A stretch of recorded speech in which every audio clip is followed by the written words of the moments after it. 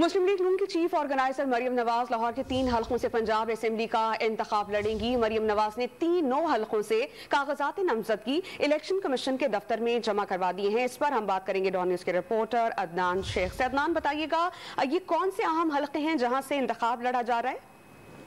आज बिल्कुल मरियम नवाज जो है वो 3 रोज से मीटिंग कर रही थी कि उन्होंने किन हलकों में जो है वो इलेक्शन लड़ना है। मुख्तलिफ तजवीज़ आई थी मुख्तलिफ हलकों की जानिब से, और जो साबिक एमपी ए थे नून लीग के, उनको ये कहना था कि वो उनकी ख्वाहिश है कि वो मरियम नवाज उनके हलकों से लड़े। ताहम लेकिन आज जो है वो 3 हलके जो है वो जो उनसे इलेक्शन लड़ने का जो फैसला कर लिया गया है, जबकि मरियम नवाज अब PP 149, PP 153 जबकि PP 173 से इलेक्शन लड़ेंगी, जिसके लिए जो उनके कागजात नामजदगी हैं वो इलेक्शन कमीशन दफ्तर में जमा करवा दिए गए हैं। और जो मरियम नवाज है अब लाहौर में मुख्तलिफ इलाकों में जो है अब वो एक शेड्यूल पर आएंगी, जिसके बाद वो मुख्तलिफ इलाकों का दौरा करेंगी और जो इलेक्शन मुहिम है उससे भरपूर तरीके से लड़ेंगी। जी, बहुत शुक्रिया अदनान।